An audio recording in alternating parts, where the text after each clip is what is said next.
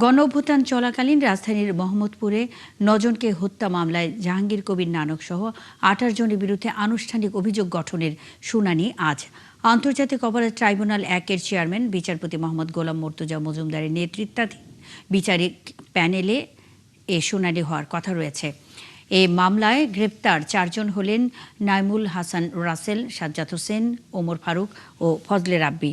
পলাতক আসামিদের মধ্যে রয়েছেন শেখ ফজলে নূর তাপস, ডিএমপির তৎকালীন কমিশনার হাবিবুর রহমান, সাবেক অ্যাডিশনাল ডিআইজি প্রলয় কুমার জোয়ারদার, ডিএমপির সাবেক যুগ্ম পুলিশ কমিশনার বিপ্লব কুমার সরকার ও ডিএনসিসির ৩২ নম্বর ওয়ার্ড কাউন্সিলর সৈয়দ হাসান নূর ইসলাম। গত ৮ এপ্রিল মানবতাবিরোধী অপরাধের এ মামলার শুনানির কথা ছিল, তবে প্রসিকিউশন থেকে প্রয়োজনীয় কাগজপত্র সরবরাহ করা হয়নি বলে জানান আসামি পক্ষের আইনজীবীরা।